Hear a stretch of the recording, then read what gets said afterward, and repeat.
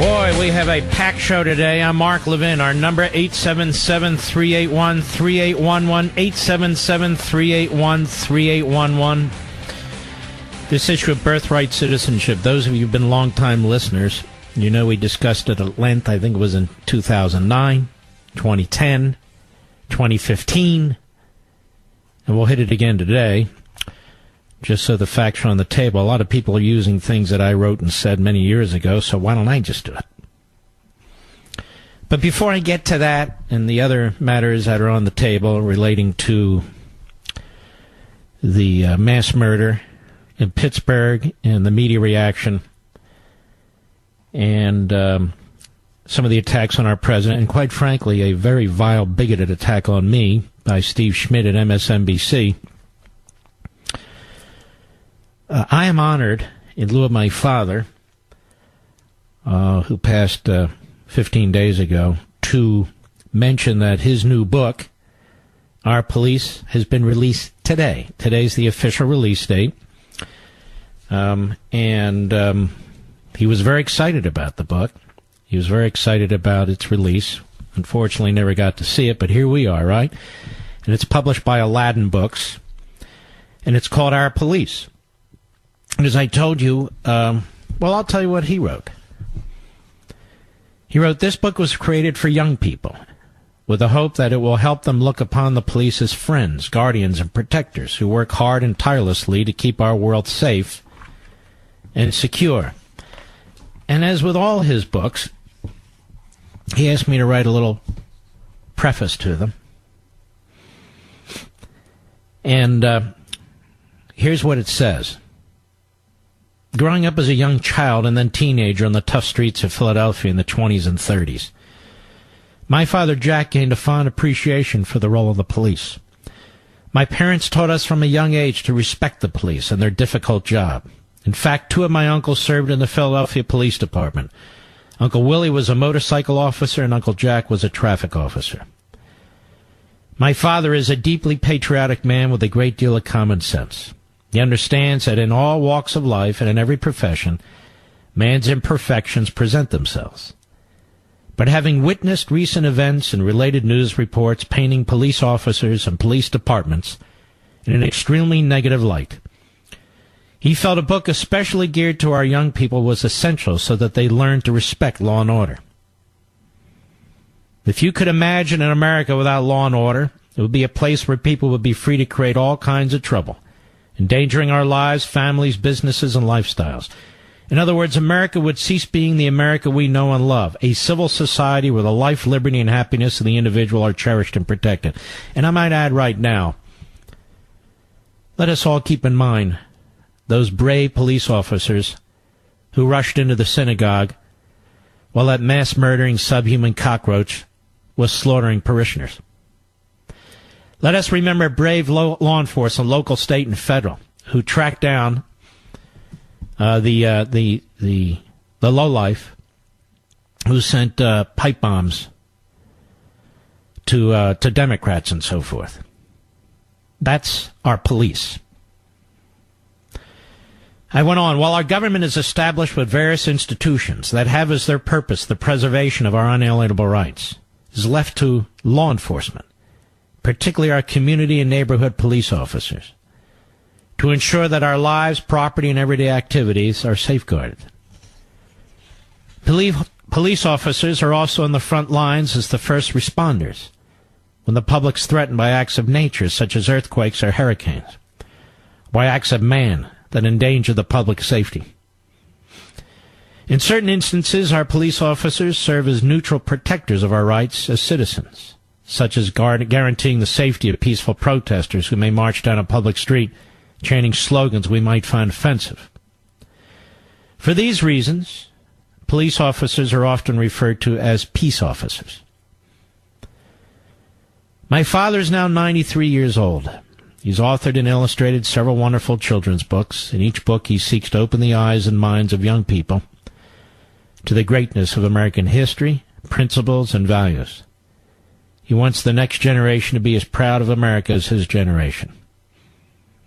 In his brand new book, Our Police, my father has written and illustrated another beautiful book, From my family to yours, we hope you enjoy it. So, this obviously is his final book, and I think particularly the LEVIN audience out there, more than any other audience, if you have children or grandchildren, I think they'll enjoy it very much. You sit down and show them the pictures and read it to them at bedtime and so forth. It's a good way to counter what goes on TV, unfortunately, in a lot of our public schools. It's not a propaganda piece. It's just old-fashioned, positive views about our country, which is the way my dad was, and that's what he taught us. So you can get it at Amazon.com. I think it's 30% off. I think it's $13 or $14. You can get it at Amazon.com. I'm not pushing this for money. We don't need the money. I'm pushing it because I know he would want me to get the word out there, and that's exactly what I'm doing. Let's talk about birthright citizenship, then we'll get in all the rest of it. Paul Ryan said something today that I thought was quite interesting, being the constitutional scholar that he is, and here's what he said about birthright citizenship and the president. By the way, the president didn't bring it up. I heard one of the miscreants on cable say the president brings this stuff up to divide the nation. First of all, he was asked about it. He didn't bring it up. Secondly, it's not about dividing the nation. It's about upholding the Constitution, okay? Nobody really knows how birthright citizenship was instituted. We've investigated this. It started in the 60s. Bureaucratically, the old INS started to interpret it that way, as the bureaucracy does this all the time. There's been no law passed that conveys birthright citizenship onto illegal aliens. There's been no Supreme Court decision that definitively confers birthright citizenship onto illegal alien children. Nobody's 100% certain how this came to be. But everybody seems to be 100% certain that the president can't fix it. So the executive branch, unilaterally, somehow, somewhere in the bureaucracy, decided to interpret this as it's being interpreted today. Nobody knows exactly who, exactly what office, but there it is. And so when the president is asked about it and says, how did you find out about this? Yeah, we're working on an executive. No, you can't change the Constitution by executive order. Well, does the Constitution confer birthright citizenship on the children of illegal aliens? Of course it doesn't. Which I'll explain in a minute. But here's the current Speaker of the House, Paul Ryan, who was silent for months, but now he feels compelled to speak out. Go ahead. Well, you obviously cannot do that. You cannot end birthright citizenship with an executive order. We didn't like it when Obama tried changing immigration laws via executive action, and obviously as conservatives, we believe in the Constitution. As a conservative, I'm a believer in following the plain text of the Constitution, and I think in this case the 14th Amendment's pretty clear. Mm-hmm. And that would involve a very, very lengthy constitutional process. The ignorance on this subject, like so many others, is unbelievable. This is the Speaker of the House, who cares not one whit about the history of the 14th Amendment. Not one whit. You have so-called experts, constitutional experts, professors, former trial judges in New Jersey, who say the same exact thing. Ignorant beyond belief. Illiterate when they come to the 14th Amendment. So I decided, let's play a little piece that I did in 2015. Over 3 years ago. We can go back further, but that's long enough. To provide a basic foundational understanding of what those who wrote the 14th Amendment and ratified the 14th Amendment actually meant. Let's go to cut 18. Go. And yet nobody did a better job at explaining this than Professor Edward Erler, who I've talked about over the years. And he's a professor at California State University. He was also at the Claremont Institute, senior fellow there. But more than that, he happens to be right. And he testified before a subcommittee of Congress many years ago, almost 20 years ago. And he set forth the case. Now, he's not the only one. Professor Thomas West has. Lino Graglia has, professor at the University of Texas Law School. But even more than them, the framers of the Constitution set forth... That is the framers of the 14th Amendment. Go ahead. Have, after the Civil War, 3 amendments to the Constitution, the 13th, 14th, and 15th, called the Civil War Amendments. And we know pretty much what occurred. Professor Earler was testifying. He said, it's my considered opinion Congress has the authority under Section 5 of the 4th Amendment to define the jurisdiction of the United States, of the 14th Amendment, of course. Indeed, it is my contention that Congress has exercised that power on many occasions, most recently in the Immigration Reform and Control Act of 1986. And I would say they also exercised it with the Illegal Immigration Reform and Immigrant Responsibility Act of 1996. He points out, Senator Jacob Howard, you are now going to know more than anybody else, ladies and gentlemen. You know, one of the things I find when I sign books, and it's good to do it because I get to talk to so many of you, people say, Mark, your show is different because you really get into the substance. Now, we have fun. Don't get me wrong. We do our thing, too. But we do really get into the substance. It's one thing to say, yeah. Obviously, the Constitution doesn't provide that. That's not enough.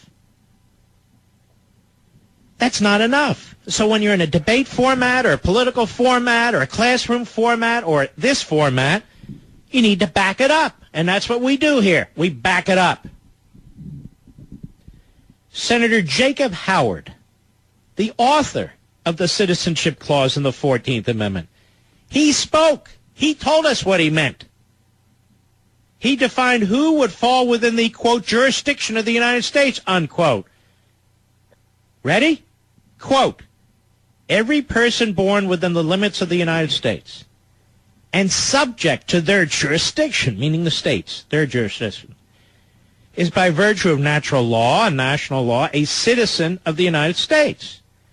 This will not, of course, include persons born in the United States who are foreigners, aliens, who belong to the families of ambassadors or foreign ministers accredited to the government of the United States, but will include every other class of persons. It settles the great question of citizenship and removes all doubt as to what persons are or are not citizens of the United States. This has long been a great issue in the jurisprudence and legislation of this country. Mr. Call Screener, Mr. Producer, you understand that, right? Is it not plain English? Is he not as clear as can be? That it does not include aliens, it does not include foreigners, it does not include families or with ambassadors or foreign ministers. So the author of Citizenship Clause intended to count foreigners, aliens, and those born to ambassadors, foreign ministers as outside the jurisdiction of the United States. That's Senator Jacob Howard. He knew, as his reference to natural law indicates, that the Republican basis, little r, Republican basis for citizenship is consent. Consent of the country. You can't self-immigrate. You can't claim jurisdiction because you happen to walk into the United States. Senator Lyman Trumbull, chairman of the Judiciary Committee and a powerful supporter of the 14th Amendment, remarked on May 30th, 1866, that the jurisdiction clause includes those, quote, not owing allegiance to anybody else.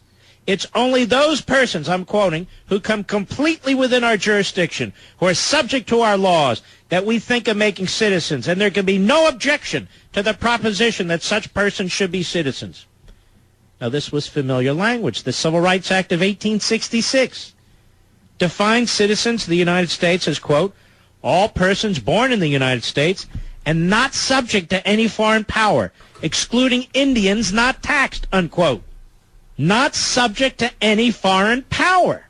It is universally agreed that the immediate impulse for the passage of the 14th Amendment was to constitutionalize the Civil Rights Act of 1866.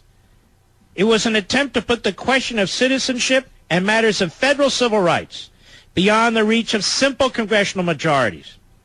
Thus, it is clear the idea of allegiance not subject to any foreign power, quote unquote, was central to understanding the jurisdiction clause of the 14th Amendment. Now I'm back live. What is the bottom line here? What's nub of this? They wanted to make certain that former slaves would be treated as citizens of the United States, because certain states were still resistant. They wanted to make sure that former slaves would be citizens of the United States. They exempted Indians because Indians still, certainly back then, were often considered citizens of particular tribes. But these actually were very forward-looking individuals. They specifically excluded aliens and foreigners. Now, more on this when I return. So Congress in 1870 begins extending offers of citizenship to Indian tribes, most of which agree. So you're a citizen of a tribe and a citizen of the United States. There's a Supreme Court opinion in 1898, United States versus Wong Kim Ark. We've talked about this. I've written about it. And that declared the 14th Amendment adopted the common law definition of birthright citizenship. But the decision conferred birthright citizenship on a child of legal residents of the United States. Now, the majority is broad enough to include children born illegally in the United States as well as legal immigrants. But that's not what the court decided. It wasn't even presented to the court. And so, of course, you have individuals who are trying to read it into it. The court has never decided that illegal alien, that is, the children of illegal aliens, are automatically citizens of the United States. Think of the absurdity of it. Those who passed the amendment specifically rejected the idea. We know who it applied to, the freed slaves. And we know that in the 1960s at some point, the interpretation changed for the executive branch. So, in the 1960s, 1970s, somehow, somewhere, the bureaucracy began not even interpreting the Constitution, just conveying citizenship on the children of illegal aliens. There's absolutely no historical basis for this. There's no constitutional basis for this. There's no statutory basis for this. My buddy Andy McCarthy wrote a brilliant piece at National Review, as he's wont to do, and he said, well, the 14th Amendment has been codified. It was in 1952, I think he said. Well, that doesn't really, in my humble opinion, address the issue. Codifying the Constitution as a way of describing an aspect of a statute is really a pretty frequent practice. It doesn't really lend anything to the interpretation, but we know what the authors of the 14th Amendment meant because they told us. We have no real Supreme Court decision conveying citizenship on the children of illegal aliens. And then we have Paul Ryan. Let's play cut 6 again, Mr. Deuce. And Paul Ryan saying that you can't change the Constitution with an executive order. Who is changing the Constitution? It's the executive branch, the President of the United States, who is the executive branch, taking back the authority to interpret and enforce the 14th Amendment. Go ahead. Well, you obviously cannot do that. You cannot end birthright citizenship with an executive order. We didn't like it when Obama tried changing immigration laws via executive action, and obviously... Well, let's stop. Who's changing immigration laws? You know, I brought as a guest here Daniel Horowitz, who's an expert in this area, as he is in many, incredibly intelligent. He writes over a Conservative Review. And Daniel Horowitz, what is Speaker Ryan even talking about? Well, great to be with you, Mark. And first of all, condolences on the loss of your Patriot dad. He's in a better place. Thank you. This is constitutionally illiterate. I cannot relate to what these people are saying. Let's put this in plain English here. Basically, they're saying, Mark, I could break into your home, kick down the door, drop a kid there, and he has the right to live there for the remainder of his life, and there's not a darn thing you could do about it, even henceforth. That's what they're basically saying. It has nothing to do with the president. They're arguing we can't even do this through Congress. The reality is that even if we agree to the notion of birthright citizenship, that there is a legal mandate, a floor requiring Congress and the executive branch to issue citizenship to any child of any legal immigrant, under any circumstance, as the court did in Wong Kim Ark, a very activist decision, but let's agree to that. There is no way you could extrapolate that to people who came here without consent. The key words are consent and sovereignty. Nothing ever supersedes that. Nobody could unilaterally assert jurisdiction and make it that there's nothing we can do to stop this.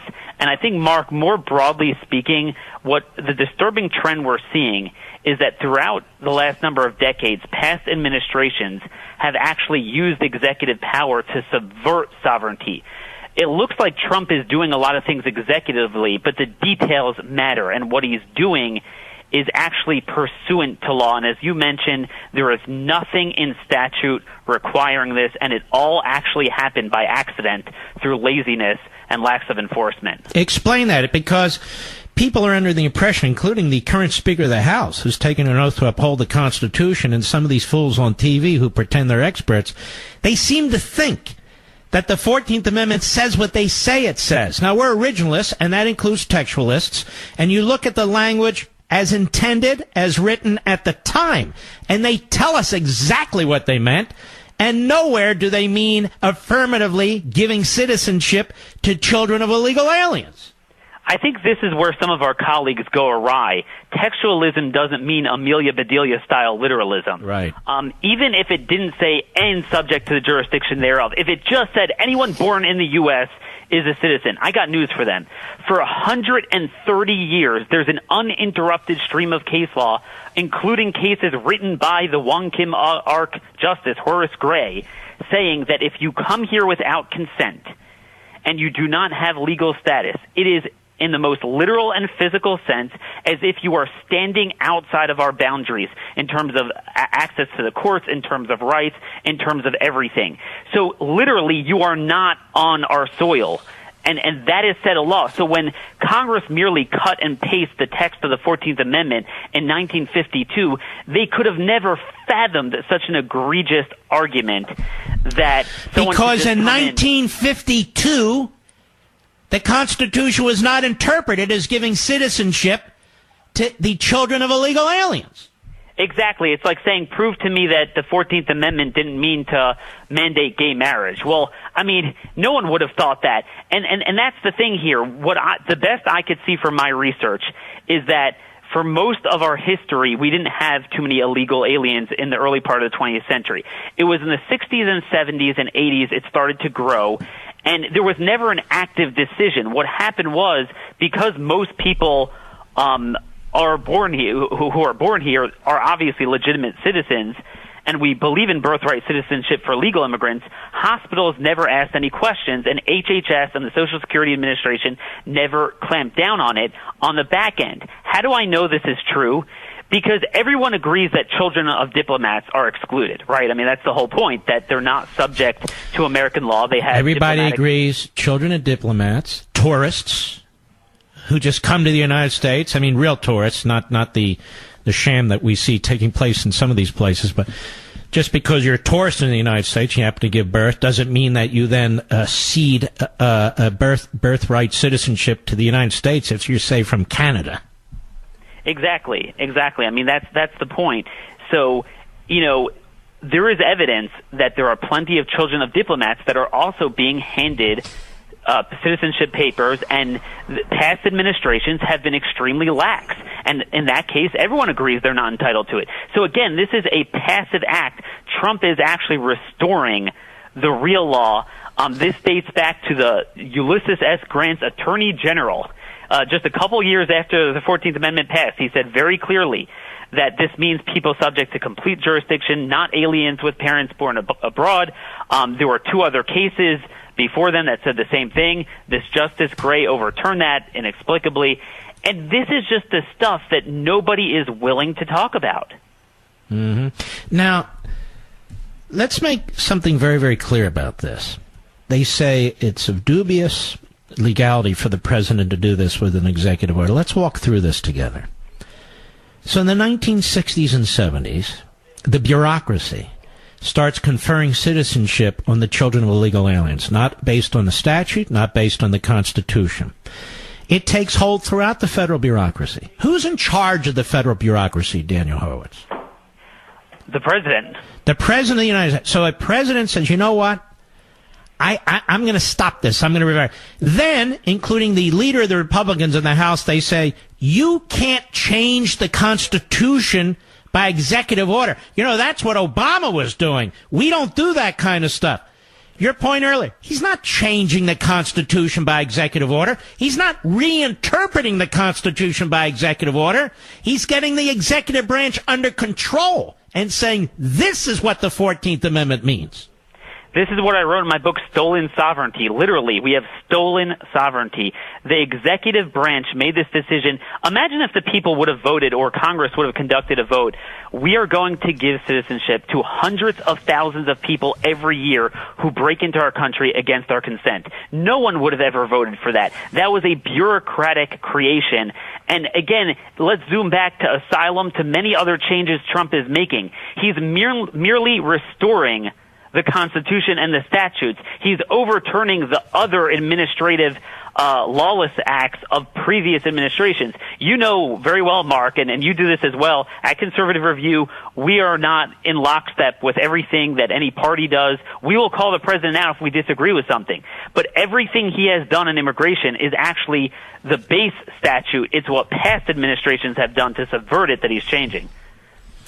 So, I mean, as the head of the executive branch, he doesn't need a statute to reverse what the executive branch did without a statute, does he? No. Unless Congress, the only thing that could happen is Congress, with their naturalization power, could explicitly say, thou shalt give citizenship to all illegals. They could do that. But until they do won't. that... Isn't the problem, though, that the courts might? Aren't the courts out of control? Even these so-called constitutionalists on the court.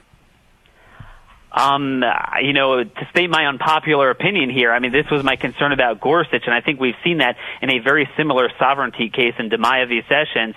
I don't know if we have 5 votes. I doubt Roberts will be with us, but I don't think Kavanaugh would be with us. I think, yeah. I mean, I know Thomas would be based on his past writings and his understanding of sovereignty, but here's the broader question: issuing citizenship, birth certificates, that is an executive power. Mm-hmm. Who's to say that the judiciary has the final say? This is not some, IBM versus Microsoft case or controversy. This is the most foundational national question. And the notion that we're going to cede that to the courts. But the problem is the courts seize it for themselves. Look what they did to the president when he was simply trying to have a 6-month respite so he could vet people coming here from 6 majority Muslim countries that are spreading terrorism in those countries, where there's civil war in those countries. It didn't even include a majority of Muslim countries with the vast majority of Muslim population. And look what happened in these federal district courts and circuit courts. You have to hold your breath. Oh, and by the way, since Trump won in Trump v. Hawaii in the Supreme Court, subsequent lower courts have come back and basically repealed that Supreme Court decision. They're just totally disregarding it and putting injunctions on very similar policies. This is what happens, and I don't know the answer for this, when as a society, as a body politic, both the executive branch and members of Congress of both parties say, let's see what the courts say. Well, I mean, if the courts are not a concurrent power, side by side, but standing over them, we have North Korea, and there's no elections. So this is the problem. Yeah, I don't think this will do well in the courts, but again, they would say the same thing if Congress were to do it. Just last week, a district judge said that a statute of Congress making it illegal for local communities to thwart federal immigration law is unconstitutional. Not the president, statute. So I don't know what you do with that. Mm-hmm. Well, here we are. But one of the things I'm very pleased about is it sounds like the president is taking this on. Now, I hear some of the race baiters on cable TV. Well, actually, cable TV is filled with race baiters. And I heard one of them say recently that today the president brought this up to create division. The president didn't even bring it up. He was asked about it by a reporter who was interviewing him, who got word that they're quietly looking at this in the counsel's office or maybe at the Department of Justice. And he even said, I don't know how you got that information. And they turn it into a race issue. Of course they're going to, right? Mark, you know what's tragic about the race issue? And this is really ironic and really sad. The 14th Amendment was crafted to ensure that the Declaration of Independence the vision would actually be actualized, and the bare bone minimum rights, life, liberty, and property, would be given to black American citizens that should have been citizens for many years. They were here for centuries. And instead, that is being bastardized to subvert the actual meaning and disenfranchise all American citizens, black and white and everything else, at the hand of illegal immigrants. It makes no sense. As Representative Let me just say this, I have to go soon. Let's be abundantly clear about it. That amendment was for black Americans. That amendment was for former slaves. That's it. Done. And it was to make sure that they were treated as equal citizens. The whole point of the post-Civil War amendments was to protect former slaves. It had nothing to do with illegal aliens, same-sex marriage, this one, that one, or the other. Nothing whatsoever. So the left pours its agenda into the 14th Amendment, which it's wont to do. Daniel Horowitz, keep up the good work. We much appreciate it, my friend. Thanks so much. God bless. And God bless to you, too. You're going to hear spurious arguments that people want to repeal the 14th Amendment. There's nothing to do with repealing the 14th Amendment. You're going to hear spurious arguments that this has been the way it has been for 150 years. That's nonsense. This started in the 1960s. It started in the 1960s when immigration went to hell. The whole rule of law changed. Interpretation of the Constitution's 14th Amendment to apply to the children of illegal aliens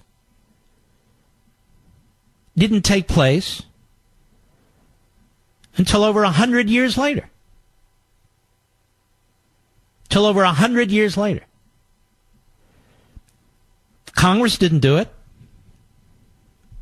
There was no executive order. There was no court decision. The bureaucracy just started doing it. Nobody knows exactly who did it. They just started doing it. That's what progressives do. And now to hear Republicans say, so-called conservative Republicans say, look, you can't change the Constitution with an executive order. Or, we don't do what Obama and the left does, using an executive order in lieu of a statute. Now, I don't doubt that activist judges and courts will make that argument. But for Republicans and conservatives to completely reject the Constitution, to completely reject history, and to claim that the bureaucracy can reinterpret the 14th Amendment, but the president who's in charge of the bureaucracy can't put it back in the box with an executive order, is ridiculous. Again, the courts are out of control, but the president has the right state of mind. Hello, everybody. Mark Levin here. Our number, 877-381-3811, 877-381-3811. I want to first describe to you the extent to which Jim Acosta is not a newsman, but a hack. Not a newsman, but a hack. Now, he tweeted out, and I paraphrase, that the President of the United States is well aware that he cannot change the 14th Amendment of the Constitution in 150 years of interpretation by executive order. And he's doing this for political reasons to divide the country and blah, blah, blah. First of all, the president didn't bring this up. The reporters interviewing him brought it up. Let me repeat. This is an important fact that Jim Acosta ignores intentionally. The president didn't bring it up. The reporters interviewing him brought it up. Number one. Number two. It has not been the interpretation of the 14th Amendment for 150 years. It had never been the interpretation of the 14th Amendment. It hasn't been interpreted that way yet by the United States Supreme Court. The fact of the matter is the bureaucracy, disparate parts of the bureaucracy, and then the bureaucracy generally began interpreting that way in the 1960s. There's no statutory basis for this. There's no constitutional basis for this. We know what the author of the amendment said. It's in black and white. We know what the chairman of the Senate Judiciary Committee said. It's in black and white. I've read it. I've reported on it. I've written about it. Had nothing to do with this subject. As a matter of fact, the author of the amendment, the man who drafted it, and the supporters of the Civil Rights Act at the time made it clear that it exempted foreigners and aliens and so forth, which is rational. So when you're interpreting the Constitution, people say, look at the text, look what it says. You look at the text in the context of what the people who wrote it meant. That's an originalist. Now, for the left, they could care less. They pour everything they want into the 14th Amendment, so they don't matter. But the media, which of course is of the left, but it's not supposed to be so ignorant, Jim Acosta, and again to start trashing the President of the United States, who didn't even bring it up. And he was surprised it came up. And he was honest in his response. Yes, we're looking at a potential executive order. To attack him and say, here he is, Mr. Race Baiter again, is sickening. It is beyond belief that the media conduct themselves this way. I'll give you another example. The Anti-Defamation League, which is now headed by a former special assistant to Barack Obama. The ADL, which went left.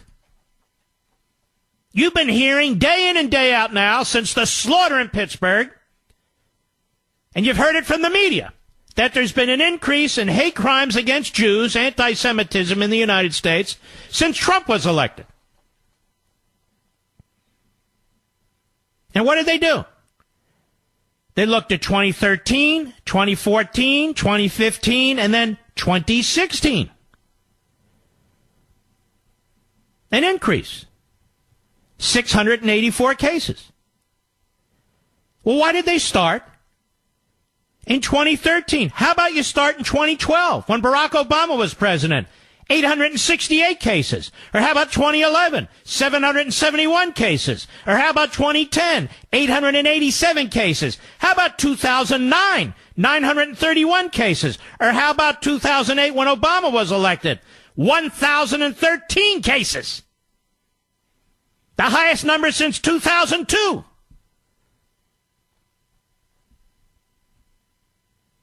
As a matter of fact, in almost every year of the Obama presidency, hate crimes against Jews was higher than in 2016. Not in every year, but almost every year. Hate crimes against Jews. Did CNN or MSNBC point that out? Did they say that the language that Obama uses when trashing the Prime Minister of Israel, when trashing the State of Israel,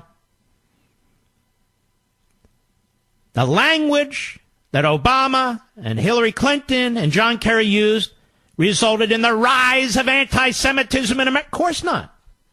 Well, why not?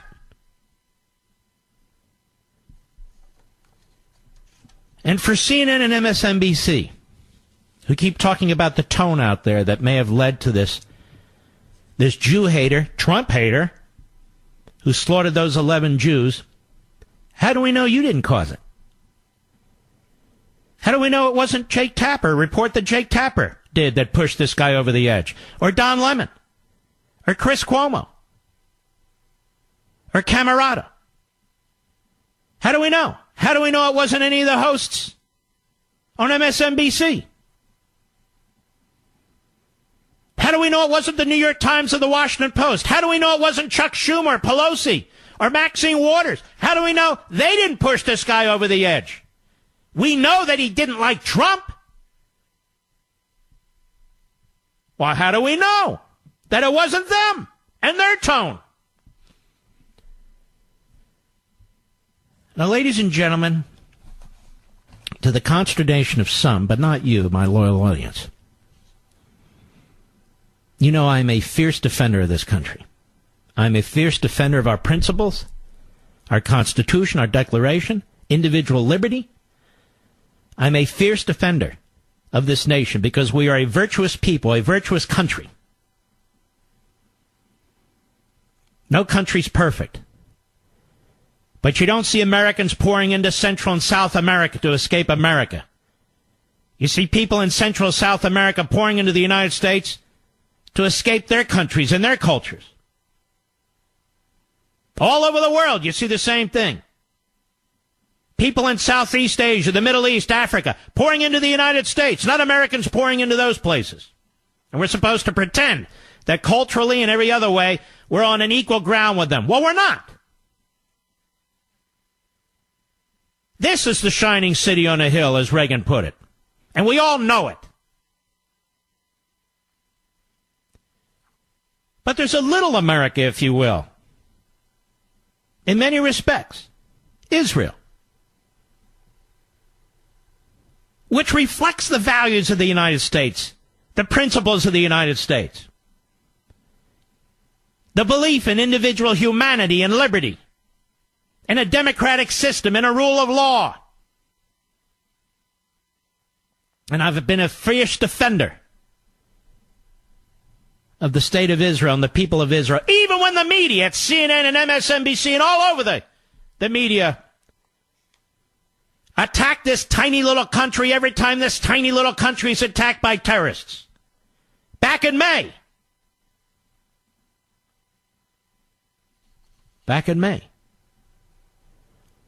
When Israel was subjected to terrorist attacks from Hamas, pushed by Iran and Hezbollah, the media reporting was shameful and shameless.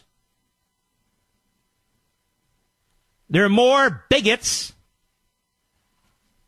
in the media than we actually know, quite frankly. Now, we have a wonderful guest coming up, and I don't want to interrupt his interview.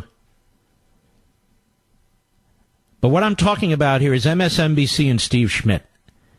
And after we talk to John James, the wonderful Senate candidate in Michigan, I'm going to get back to this subject. Because I've been accused, and other patriotic conservatives, but I, as a Jew, have been accused by a non-Jew with German heritage of partly being responsible for the slaughter of the Jews in that synagogue, for having blood on my hands. This is an MSNBC contributor. He hasn't been fired, he hasn't been suspended, he hasn't been reprimanded. So I will deal with him and them after the bottom of the hour. But our guest will be John James, the wonderful Republican candidate for the United States Senate in Michigan. And I want to give him a fair airing because he would be a magnificent senator. We'll be right back. Well, it's a pleasure to have John James on the program. He's the Republican nominee for the United States Senate in Michigan. The election is next Tuesday, a week from now. But Mr. James, it's an honor to have you on the program. Thank you. Well, thanks for having me on. It's a pleasure. Is there early voting in Michigan? We have absentee balloting, but no early voting that we may see in other states. All right, so it's very important that people get out on Election Day in Michigan. Tell us about your race, what the key issues are, and your opponent, too. Of course. Well, the key thing about this race is we have the opportunity to move Michigan forward. I'm a combat veteran, an OIF veteran, a West Point graduate who served in Iraq in Operation Rocky Freedom 0709, flew 750 hours combat over there, and came back to grow my family business from 35 million to 137 million, but most importantly, created 100 jobs in Michigan and around the country. I believe that having the experience in combat helps me to understand national security in a way that my opponent can't, and understand veterans issues in a way that my opponent has failed to, but also from a business standpoint, understanding how to grow our economy, but also create economic opportunity for people who have been failed for decades. My opponent is a 43-year career politician who spent 20 years in Washington and 18 years as a senator. And in that 18 years, she's only accomplished getting 5 of her co-sponsored bills into law, 3 of which are to rename buildings. I truly believe that we have folks in Washington who are legislating and regulating futures they're not going to be a part of, and this will not change until we stand up and take our government back. That's amazing. How long has she been in the Senate? She's been in the Senate for 18 years. And she's been in state government forever, too, right? Yes, she was actually first elected 43 years ago in 1975. Wow. And that's the year the Vietnam War officially ended. Yet, a number of weeks ago, she stood in front of a veteran service organization and said that she was unaware of veterans issues, that they weren't on her radar screen. We have been at war for over a decade and a half, and we still haven't welcomed our Vietnam veterans back home properly. And this didn't make a dent on her priority list. That's unacceptable. When I get to Washington, I'm going to make sure that we prioritize our veterans, that we prioritize health care, and we prioritize education to make sure that everybody has access to the American dream. Now, your website is johnjamesforsenate.com. So if people want to contribute to your campaign all over the country and people in Michigan want to get involved in the last week of your campaign, they go to johnjamesforsenate.com, correct? That's right. They can also follow me on Facebook and Twitter at JohnJamesMI. And let me tell you, this race is in play with my candidacy. When we first started out, we were 23 points down, and as of last Friday, 6 points down. But as we all know, the liberals have done a wonderful job of shaming people and bullying people into not expressing their opinions. And so given the fact that straight ticket voting is no longer allowed in Michigan, and the fact that conservatives don't poll, we vote, I believe that we're even closer than that. Last quarter, we outraised Debbie Stabenow $3.6 million, our $3.6 million to her $1.8, so doubled her up there. And between October 1st and October 17th, because of your listeners and some very faithful grassroots army folks around the state and around the country, we raised $2 million to her $471,000. We have the momentum in this race, and by your help and assistance, we're going to win this thing on November 6th. Tell me about the 2 or 3 or 4 issues that you think are paramount. Well, I mentioned them about the veterans issues. I believe that our veterans are facing. Well, let me address it this way. Yes. Economically, the president seems to be doing the right thing. Your opponent opposed the tax cuts. I assume you would have supported them? Absolutely. Your opponent supports a massive bureaucracy with massive regulations without legislative authority from Congress that affects Democrats, Republicans, and every kind of business, whether it's car manufacturing or small businesses. I assume you support the direction in which the administration is going? Absolutely, and this is part of the problem. Right now, you have people in Washington like Debbie Stabenow who are trying to legislate industries. They've never run a business before. And right now, the overburdensome regulation, the overtaxation is creating environments that are actually shipping jobs off to places like China and Mexico and Turkey, and then selling those goods in to compete with us, that they're going to be, that the administration is now correcting. I believe that by supporting a pro-business environment, it helps to bring all ships up. And folks like Senator Stabenow not only failed to vote for the Tax Cuts and Jobs Act that also created opportunity zones in rural and urban areas around the country, but she's also voted to raise our taxes hundreds of times over the past 18 years. She's not a friend of business. She's not a friend of economic growth.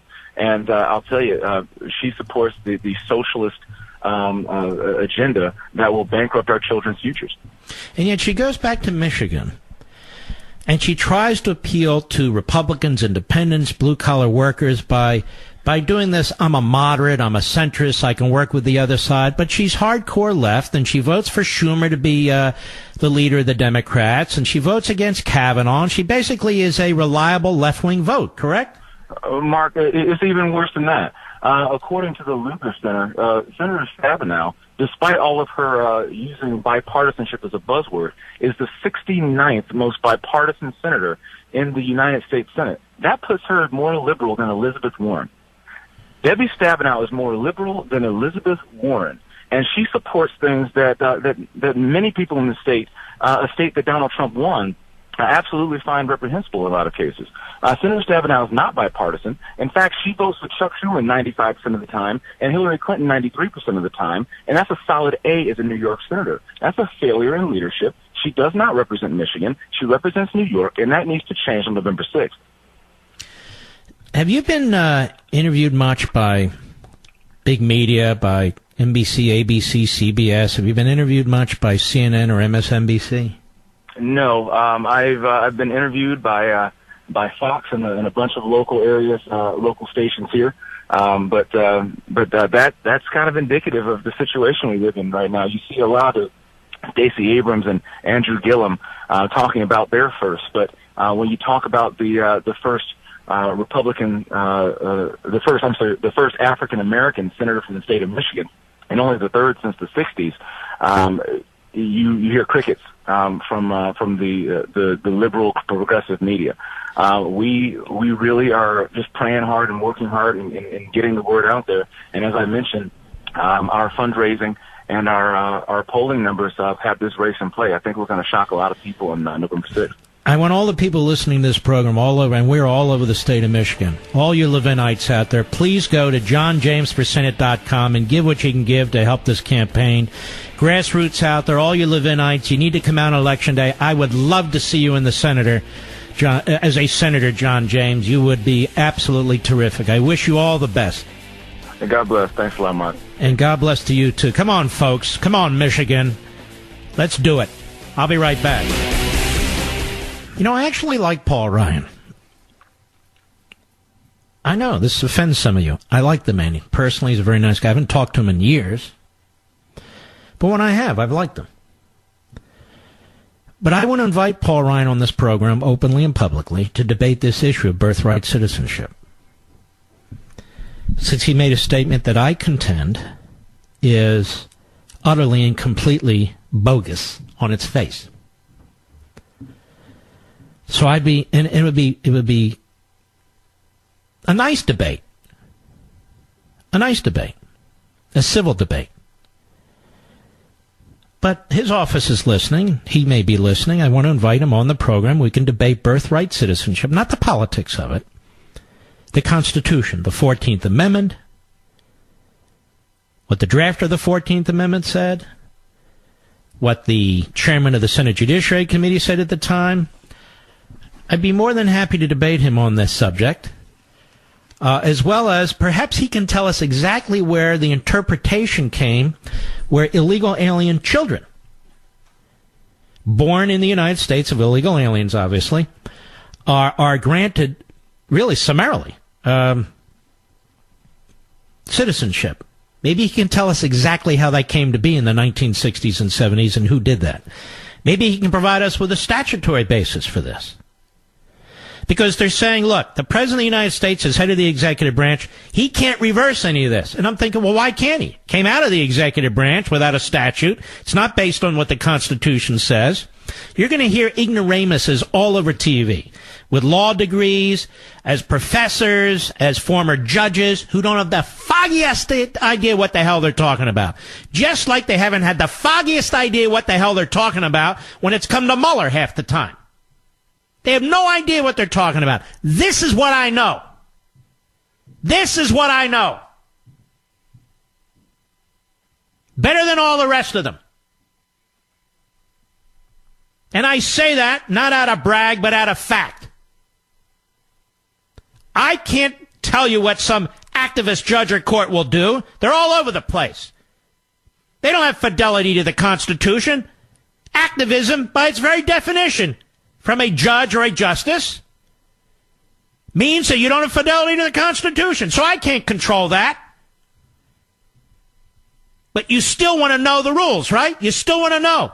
When the 14th Amendment was adopted, what did they say? When it was drafted, what did they say? What did they mean? That's what constitutional conservatism is all about. Stephen Schmidt, I believe, is a bigot. He's unhinged, and MSNBC is proud of him, like they're proud of Joy Reid, like they're proud of Al Sharpton. Lectures from MSNBC about temperament and tone. Well, 3 of those people shouldn't be working for MSNBC if they're serious about being professionals, journalists, and tone. Now, this guy, Steve Schmidt, I've never met him, and he better hope I never meet him. This is, once again, another illustration of how low the media have become in this country in the aggregate with their groupthink. The rabbi of the synagogue where this slaughter occurred had to push back on Alison Camerata on CNN, who was begging him to trash Trump. Another congregant, a congregant from the synagogue, had to push back against Andrea Mitchell on MSNBC, begging him to trash Trump. I've never seen such despicable conduct in my life.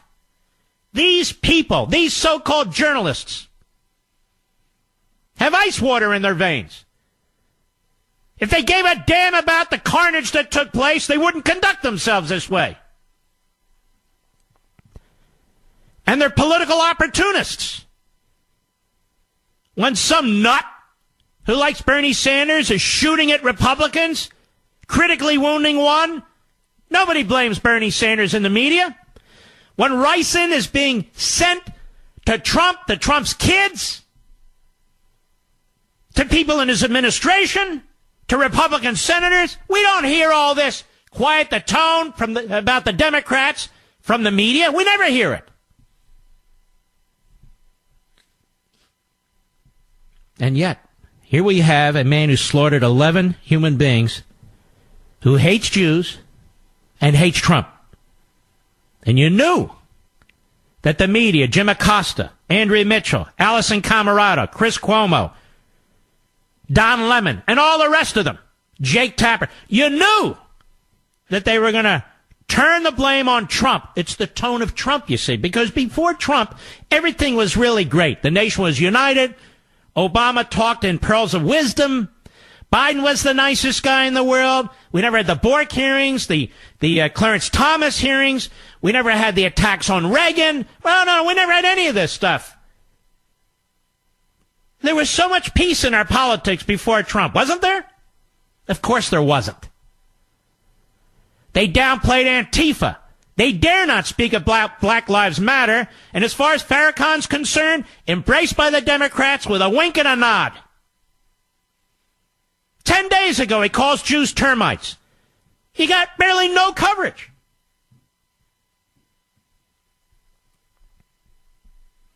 And Steve Schmidt is of that ilk. He's of the Farrakhan ilk. He's of the Sharpton and Joy Reid ilk.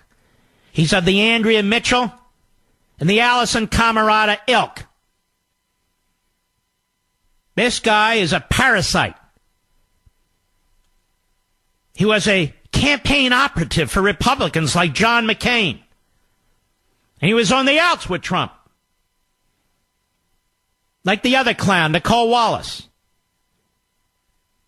And so they're on a mission, these Trump haters. Whether it's Scarborough or that clown Mika Brzezinski or Nicole Wallace or this guy or another jerk Rick Wilson, they're all out there, all 12 of them, 12 of them.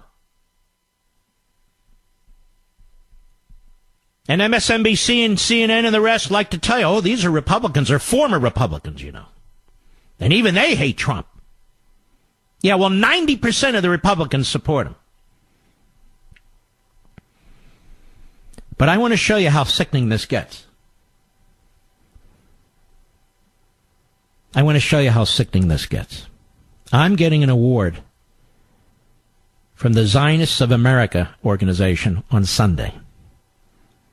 I received an award a few months ago from Emet, another pro-Israel organization.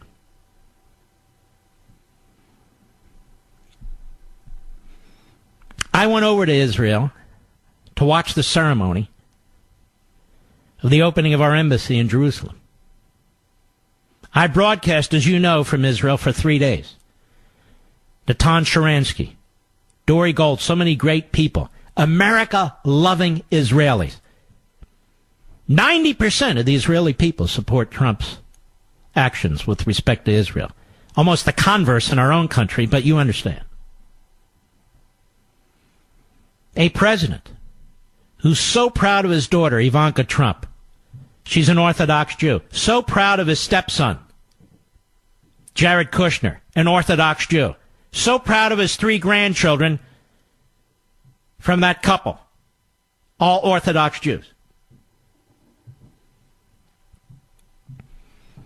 And the mass murderer was right. He's surrounded by Jews. He is. And Christians, too. But you get the point. We had the ambassador from Israel on this program, Ron Dermer, and he said that this president is the greatest friend Israel's ever had in the presidency, and it's not even close. The Anti-Defamation League is led by a former special assistant to Barack Obama. They pounce to attack this president. They don't represent this Jew, I can tell you that.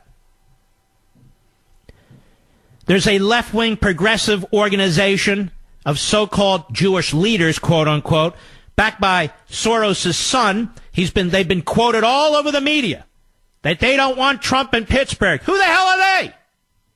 They don't represent anybody, just left-wing kooks. But the rabbi of the synagogue said, I'm a citizen, he's the president, of course we welcome him, despite being pressed by CNN. The other member of the synagogue, same thing. They thought you sure with the tone, the president, says, hey, forget the politics. Says, as I recall, this guy didn't like Trump.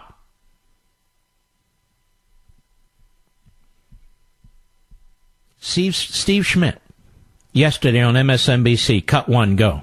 We have to, 40% of the country has opted into an alternate reality. Now stop. So you folks who support Trump or are Republicans, you're mentally ill. See, you're in an alternate reality. If a person's in an alternate reality, they're mentally ill. So here you go. This guy is condemning millions of people who he happens to disagree with. You're in an alternate reality. That is what counts as serious analysis at MSNBC. Go. We have to wake up in this country and understand the danger that this presents to all of us. We can't put our heads in the sand. Kellyanne Conway... The danger what represents to all of us? The mass murder? Yes. But he's talking about Trump. The danger he represents to all of us. Why, what has he done? Has he rounded up ethnic groups like FBR did? Did he resegregate the civil service and the military like Woodrow Wilson did? What is he talking about? Go ahead. Today goes on national television. She said, well, this shooter's motives were because there's an anti-religious sentiment. No, ma'am. Now stop. She said a hell of a lot more than that. But you can see what a flunky this guy is, what a stooge he is. Go ahead. Propaganda industry that she commands with the vile president that she serves, abetted by Mark Levin and Rush Limbaugh and Breitbart and Newsbusters and Judicial Watch and all the rest of them have blood on their hands for the incitements that they have made that have triggered and radicalized these crazy people. Now stop right here. You with your insane rantings, you nobody. You are a contemptible fraud. Rush, Breitbart, Judicial Watch, so forth, we haven't incited anybody to do anything like this. That we have triggered and radicalized these crazy people. That we have triggered and radicalized this mass murder. Let me tell you something, you punk, and you would never say this to my face. What was that website called, Mr. Producer? Storm something or Stormfront. Ladies and gentlemen, I want you to Google Stormfront. Isn't that the name of it, Rich? And Mark Levin. Something like that. A neo-Nazi site. It's been taken down. I've been on there all the time with horns, with a tail, with a Star David on my chest, on my forehead. What's it called? Daily Storm or something like that. One of the people who used to contribute to that was that piece of crap that went into that black church and shot those 9 parishioners. Shot those 9 parishioners who brought them into their church. who wanted to pray with him, and he sits there and he murders them. That sight.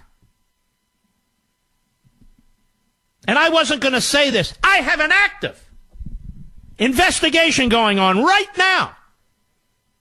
A neo-Nazi threatening me. I don't need this punk to tell me I have blood on my hands because one of them slaughtered 11 Jews. I am Jewish. And MSNBC has an obligation to its corporate board, to its investors, and more than that, the American people, to fire this ass. Because he's a bigot. I'll be right back. Oh, yes, Steve Schmidt, the refuge of society. They like to point out this exchange I had. How much time do I have, Rich? This exchange I had with this caller once, where I told her to, basically, if I were her husband, you know, it was a bad, stupid joke 10 years ago about putting a gun in my mouth and ending it. It was a takeoff on a Churchill joke with Lady Astor, when she said, Winston, if I were your wife, I'd poison your coffee. And he said, Nancy, if I were your husband, I'd drink it. Everybody knew it. It's a decade ago or what. That's what they bring up. See that? See, he changed the tone of the debate. You're very sick, pal, as are all the hosts over there who keep promoting this. Chris Matthews jumps in, drunk. At least he seems to be. And there we have it, ladies and gentlemen. We will move on. But I don't take this crap from these people. Take this crap from these people at all. I'll be right back.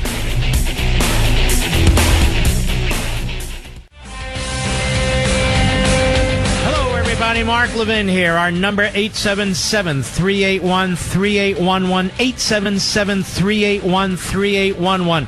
When MSNBC and Steve Schmidt talk about me, a Jew having blood on my hands, doesn't that remind you folks of the Third Reich? Doesn't it remind you of the Third Reich, Mr. Producer? I think so. They're bigots. I want to read you something from a rabbi,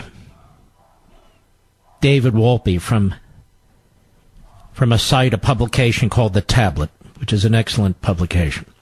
He's the rabbi of Sinai Temple in Los Angeles. And he recently wrote a book called Why Faith Matters. Just listen to this.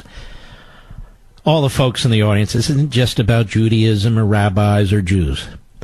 My synagogue is on the west side of Los Angeles. On a rough guess, about half my congregants support Donald Trump. Many of those who do, but certainly not all, are from the Persian community. We have had frank discussions. They know I deplore many of the things he says, and I oppose much of what he does. They know that I have criticized publicly and privately the inflammatory rhetoric of his presentations and warned them of its effects. They also know that we respect and listen to one another, that I do not preach politics at them, but I do speak with them and learn from them, and that our relationship in many cases is not only one of affection, but of genuine love. So when I see major American Jewish figures tell me that my congregants are illegitimate, my blood boils a little bit. After the tragedy in Pittsburgh, perhaps because I spend so much of my time at the bedside of the sick and dying, I expected that the first impulse of Jews in particular would be to simply offer messages of sorrow and condolence. It's what I imagined I would read when I opened a prayer for Squirrel Hill and for American Jewry from Franklin Fuhr, whom I know somewhat and have always respected. Instead, I read this, quote, any strategy for enhancing the security of American Jewry should involve shunning Trump's Jewish enablers. Their money should be refused, their presence in synagogues not welcome, unquote. In other words, more than half of my Sabbath morning congregants, Shabbat, and in some more traditional synagogues, almost all of them, should have the doors barred against their entry. Jews who make minions pay Shiva calls, underwrite nursing homes and kindergartens, people who make Judaism possible with their flawed but real human presence for other people, should be cast out of their midst because of the levers they pull in the privacy of a voting booth. And what, after all, would a Jew who fled from Iran know about anti-Semitism or protecting the Jewish community, right? As Shabbat ended in Los Angeles, a city where in 1999 there was a terror attack against the Jewish Community Center, I saw this from another reporter, whose work I've always esteemed very highly, Julia Ihoff. And a word to my fellow American Jews, she said, this president makes this possible here where you live. I hope the embassy move over there where you don't live was worth it. In other words, the embassy move is what caused the killing in Pittsburgh, you see. And she has a voice on MSNBC. They're very proud of her. The calculation here, I suppose, is that people voted for Trump to get an embassy move and their vote proxy murdered other Jews. How careful should one be? Should a distinguished reporter be when accusing others of such enormities, even indirectly? And this goes to this guy Schmidt, a good little German. How do people think this message will fall on the ears of those who fled from Iran, to be told that they are in fact guilty in the death of Pittsburgh's Jews? Or even more shamefully, on the ears of Judah Samet. Mr. Samet, a Holocaust survivor, escaped death by 4 minutes before he was a little late to shul. Because he was. He's also a strong supporter of Trump. Frank, Julia, would you stand before this 80-year-old man, not in a tweet or online piece, but face-to-face, and tell him he's responsible for the death of his friends, the people with whom he prays each Shabbat? Would you bar him from the shul where he almost died again at the hands of Jew haters? Really? And that would make us the righteous ones. There is much that smart journalists and observers like these folks say that I agree must be said. Yes, we must be vigilant and aware and ready to spot and combat the virus of hatred.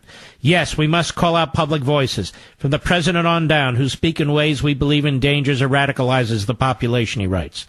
But my congregants are not the ones who are dangerous, and manipulating responsibility to turn Jews into perpetrators is ethically appalling and communally toxic. We can only be a Jewish people when we don't excommunicate each other for religious reasons or political reasons or cultural reasons. Everyone is welcome to pray in my synagogue, right or left, no matter how much I, as rabbi, may object to your views. Because we do not pray as Democrats or Republicans, but as Jews. Now let us tear our clothes and mourn the dead. Rabbi David Wolpe. There are rabbis and then there are rabbis. There are priests and then there are priests. There's preachers and then there are preachers. They're really good ones, you can tell at times like this. Like Wolpe. Like the rabbi at the synagogue in Pittsburgh. And there are good reporters and bad reporters. There's good commentators and bad commentators. And unfortunately, most of the reporters are bad and have been awful. And same with most of the commentators on MSNBC and CNN and some others. I do not think that Schmidt and Matthews, neither of whom are Jewish, understand that when they tell a Jew that he has blood on his hands, when a Jew hater walks into a synagogue and murders 11 people, what a slander that is. You out there, most of whom aren't Jewish, you understand. But these insane ideologues with their talking points, who want to see their names in the media, they don't care. They could care less. These are insane ideologues. And they're given a platform, and they're given a voice. And when you really think about it, it is the owners of Comcast It is the executives of NBC and MSNBC who not only tolerate this, but perpetuate it. It is the owners of Time Warner and CNN and the executives of these corporations who perpetuate this even more than tolerate it. They know what's going on these media platforms that they own. And I've come to conclude that their hosts and their paid contributors reflect the views of the investors and owners of Time Warner and Comcast, of the New York Times and the Washington Post. I've come to believe this, because otherwise, why would they tolerate it? This isn't freedom of the press. This isn't the press, not as traditionally understood, not as historically understood.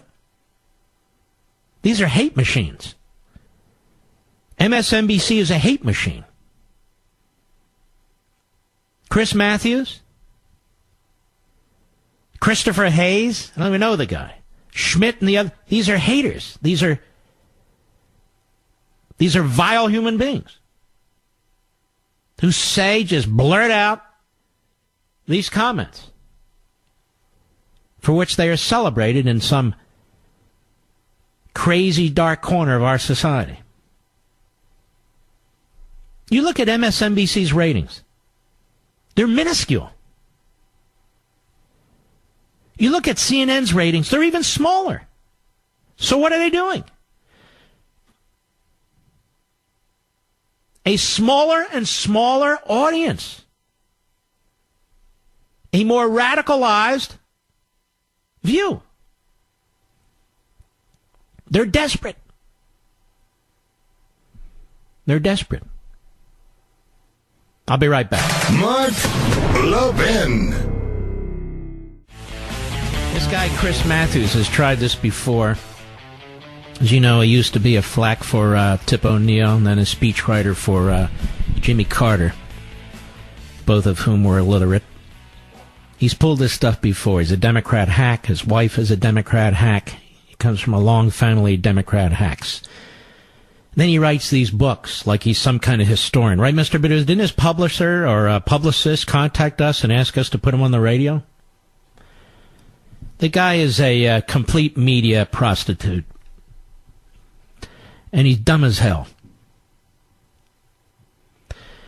When Gabby Giffords was shot and the federal judge was murdered and that guy was a complete nut, he wasn't motivated by politics at all, he immediately came after Sarah Palin, me, and Michael Savage. Now we have a Jew hater who hates Trump, who slaughters 11 congregants, Jewish temple goers. And he brings on the bigot, Steve Schmidt, in order to give him voice after what he already said. And this is MSNBC. So I have to believe that Comcast wants this. I have to believe NBC supports this. I have to believe Andrew Lack, who just fired Megyn Kelly over a blackface comment, I have to believe Andrew Lack has no problem with this bigot. No problem with Joy Reid. No problem with Al Sharpton. Or the entire lineup. Or they wouldn't be there. I have to believe Time Warner has no problem with CNN. But I have to believe that over there, Andrew Lack has no problem with Joe and Mika. Here they were this morning. Cut 11, go.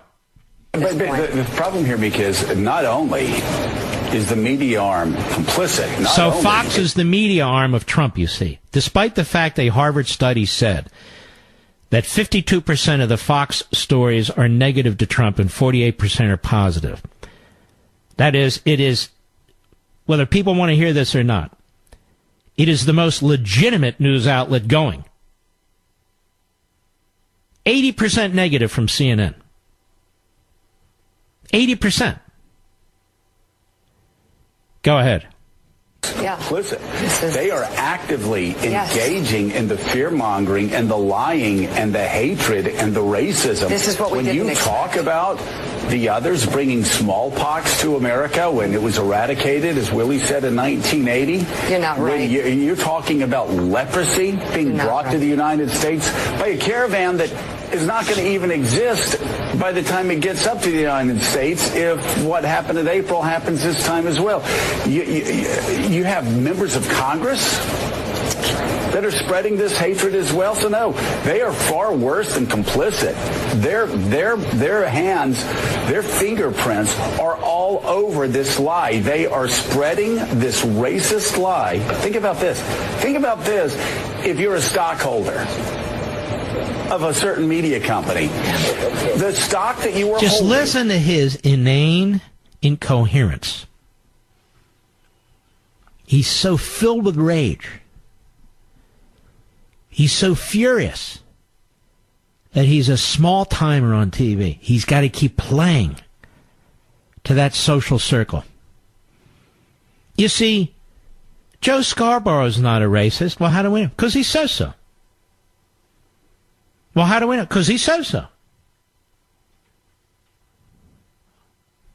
Mika Brzezinski's not a racist. Well, how do we know? She says so.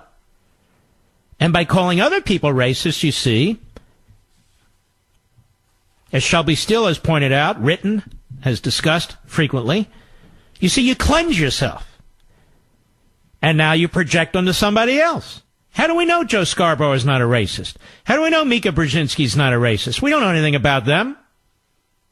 What kind of neighborhood do they live in? What kind of schools do their kids or did their kids go to? How do they treat minorities in their private lives? Are they with minorities in their private lives? We don't have any idea. None. None. And then there's Don Lemon.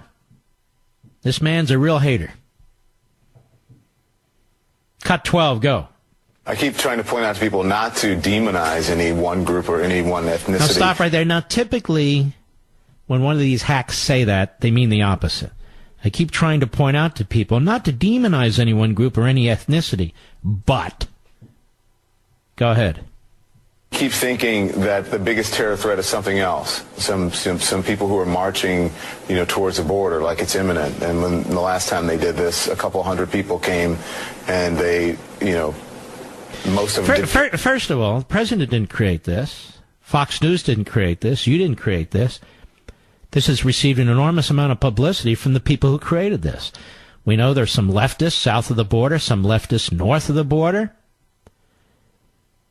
So we didn't create this. You and I didn't create this. People have announced, and people on their behalf have announced that they're marching toward the border. Thousands and thousands of illegal aliens, or would-be illegal aliens. That does not concern the left. But regular Americans of all races and backgrounds and creeds, Latino, African American, Asian, Christian, Jewish, Muslim, white, black, brown, yellow, red, albino, it concerns most Americans. We know this for a fact.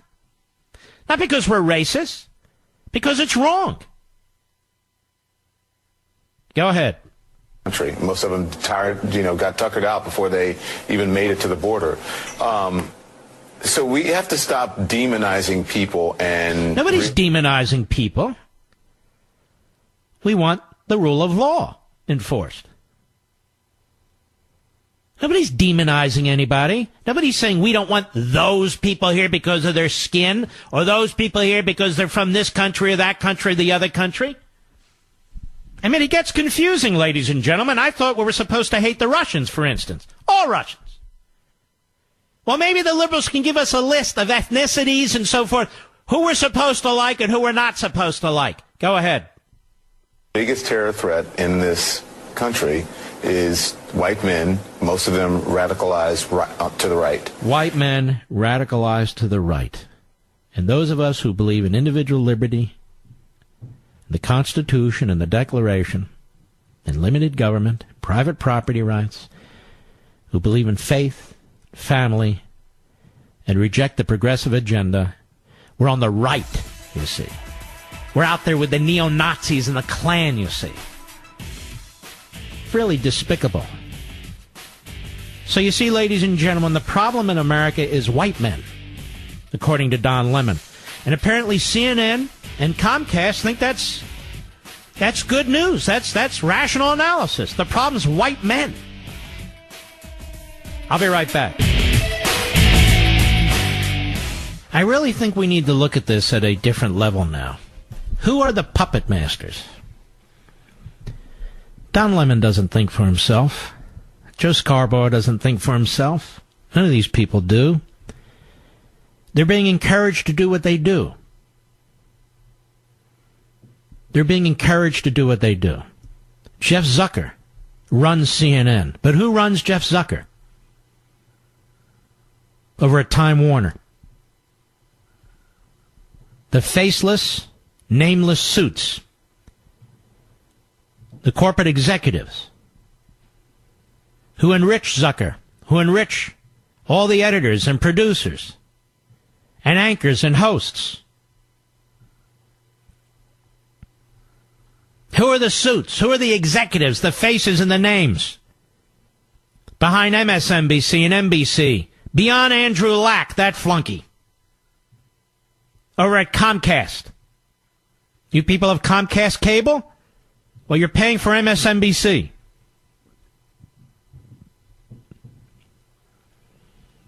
Who are these people? Why do they want to bring down our president?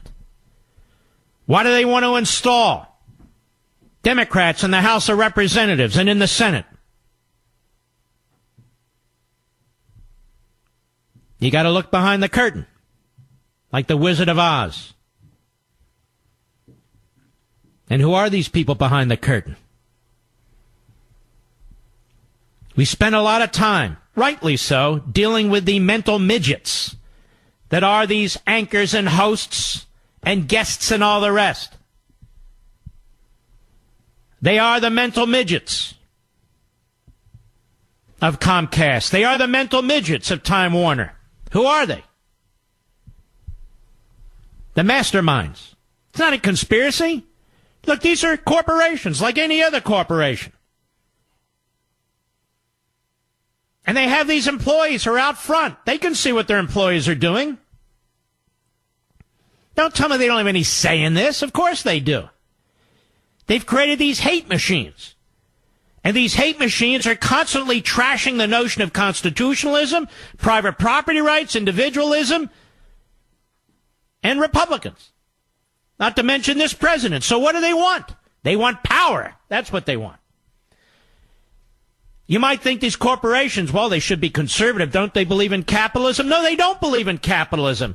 They believe in centralized, concentrated government power. So they have individuals or an individual they can work with to get what they want. That's why. In my humble opinion.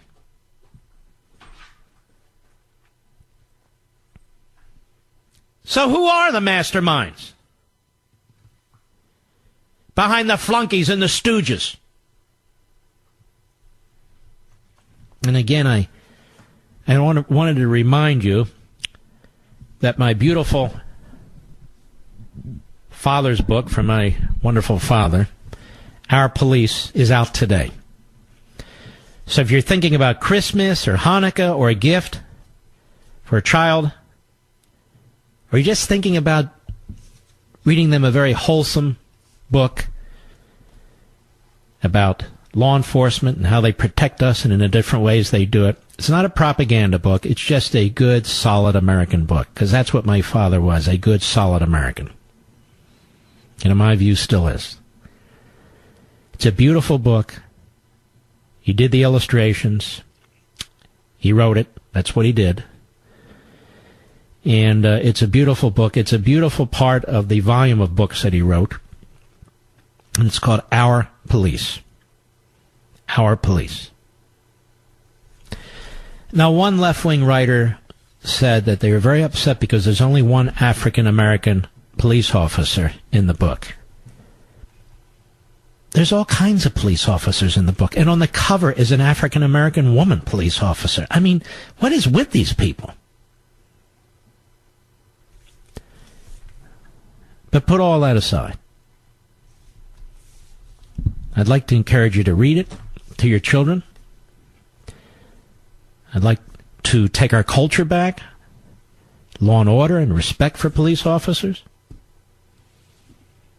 You look what took place at this synagogue. Look what took place with this pipe bomb guy. It's funny how the left isn't trashing cops right now, but they'll be back to trashing cops. Give them a couple of weeks. Give them a couple of weeks. So I think you'll enjoy this book. I know your children will. It's 30% off on Amazon. I think it's a little over $13. You can order it. They'll ship it right to you. And it's from my dad to your family. He was very excited about this book. He finished writing it about and illustrated about 7 or 8 months ago. We celebrated his 93rd birthday in June.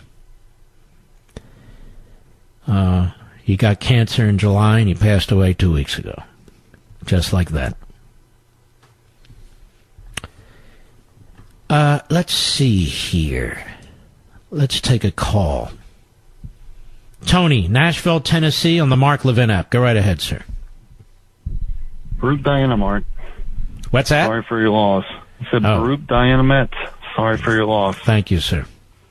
So I had a question. I've been trying to run this down about the case of Wong Kim Ark, and how, I guess they said he had birthright citizenship. Was that somehow related? Were his parents here legally? His parents were legal residents, Chinese residents, legal residents in the United States. So we're talking about illegal alien children now. Okay, that's what I was trying to boil all this down to, and I was researching and trying to read, but I couldn't get the backstory on his parents. So. Yeah, his parents were here legally. They were legal immigrants. And he was born in the United States. And look, I don't have a problem with that. I think you can certainly find the 14th Amendment, support for that in the 14th Amendment. But even if you do have a problem with it, it doesn't matter. There's a Supreme Court decision. The idea that the president can't reverse what the bureaucracy did in the 1960s without any constitutional statutory authority. He is the executive branch. He's our president. He doesn't have to listen to what the Social Security Administration says or this department or that department. He's the boss. And so the idea now that we need a constitutional amendment or a statute, and the president can't reverse what the bureaucracy did, really by stealth in the 1960s and early 70s, is absurd. That's not to say these activist judges won't compel it, because they're activist judges. They don't comply with the Constitution. But Paul Ryan has no idea what he's talking about, nor do many of the others who sound like him that say, you can't change the Constitution with an executive order. He's not changing the Constitution. He's complying with it. He's complying with the man who drafted the amendment. He's complying with the chairman of the Senate Judiciary Committee. He's complying with the interpretation of that amendment all the way through until the early 1960s. Anyway, I thought the nation would want to know. Thank you, Tony. Bill, Hayes, Kansas, the great KRMR. Go.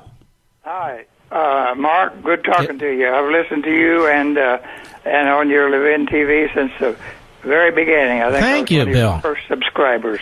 Anyway, finally, somebody's talking about the 14th Amendment and the babies born in America from illegal parents.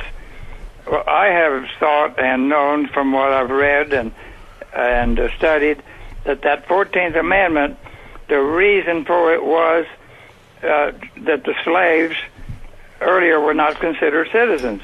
This is to consider the slaves and their children citizens. Now, that's exactly correct. Why, if they can slip over here from the South and the have former a baby, slaves, the former slaves, but the parents are not, doesn't make a lick of sense. Now they're saying, well, what can the president do? They don't have to do anything. Just properly interpret that 14th Amendment. That's right. And I don't have a lot of faith in the courts.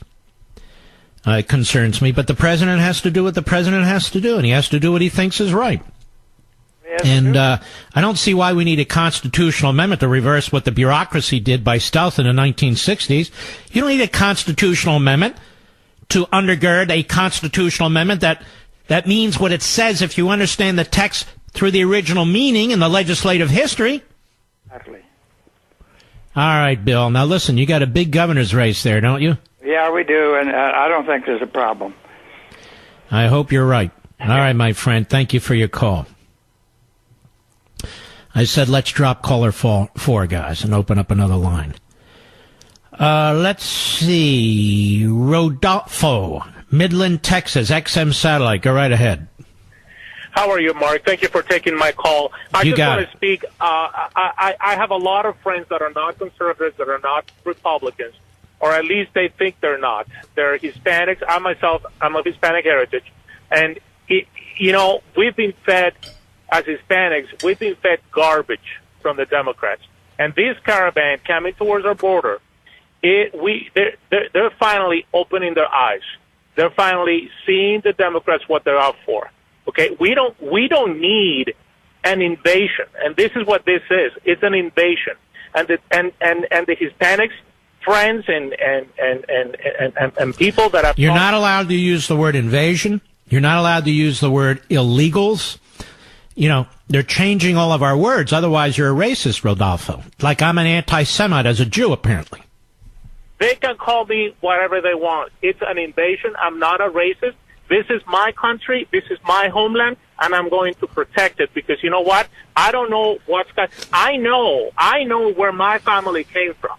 We came from Central America. They are not escaping violence. They're not escaping persecution. They're comparing this to what happened to the Jews in Europe. It's totally wrong. That's pretty sick. Escaping. They're looking for the Dolores. That's what they're looking for. So if they can send I don't believe the Jews in Europe were trying to leave Germany and other parts of what the Third Reich was taking over in order to earn a better living. I think they were escaping to try and save their lives as they were targeted. Exactly, and they're comparing what's going on in Central America to what happened in the history of the world with real persecution and I mean enslavement of people and stuff like that. That's just pure nonsense. They're coming so that they can make Dolores and send back home. And the Democrats want them because they hope they're liberals. Like, they're not really all that worked up about people coming here from Cuba. Have you noticed? No. They don't get excited. That's a whole different thing, because they come out of a communist regime. They tend to be more conservative and so forth. They don't really care for that kind of a refugee. Mark, the communists in Nicaragua, this is where my family is from, okay? The communists in Nicaragua, the past 3 months, they've killed over 500 students. It's awful. 500 people. The Sandinistas. Yes, and you don't see. Wait a minute. You listen. Don't you remember when the Democrats embraced them? Uh-huh. Oh, yeah, they thought he was cool with his glasses, his sunglasses, coming to America and all. Don't you remember the Speaker of the House, Jim Wright, thought he was cool, and a whole bunch of the left-wing Democrats embraced him. Ortega. Let's not forget what Bill Clinton did to the Haitians. He turned them back and he sent them to Guantanamo, and a lot of them sunk in the bottom of the ocean or they were eaten by sharks. Did they accuse Bill Clinton of being a racist in the 90s? Of course not. We have a dear friend, really a family member, if you will, who is Haitian. And she despises the Democrats for exactly what you're saying right now. Yes. Yeah. All right, my friend, I appreciate your call. Great call. I'll be right back. LEVIN TV is free tonight to all of you. I'd like you to check it out. It's almost an hour long. I did it before the radio program because it's a very, very important show that I did today on LEVIN TV. So all of you subscribing, even those of you who aren't subscribing, today it's available to all of you, including the media. What a joke. But all you LEVINites out there, I'd really like you to take a look at it. It's LEVIN TV. It's in front of the paywall. The great thing about CRTV, by the way, we have all kinds of unique hosts They don't have regular shows on cable, regular shows on network, regular shows on satellite. They do their only show, for the most part, on CRTV. Phil Robertson, Eric Bolling, I can't remember everybody. Steve Crowder, my buddy. We got a whole bunch, and they're really, really good. So I hope you'll check us out at crtv.com. So Levin TV, the entire program this evening, starts in about 4 minutes, is available to you in front of the paywall. Please check it out. Levin TV. We also have a wonderful Facebook site at Levin TV Facebook. Why don't you join us there? Please consider Our Police. It's available at Amazon.com and every single bookstore. Our Police. I know your kids are going to love the book. And check us out tomorrow, if you will. We'll be right back right here. Thank you all, and we salute all you heroes out there. God bless you and thank you. See you tomorrow.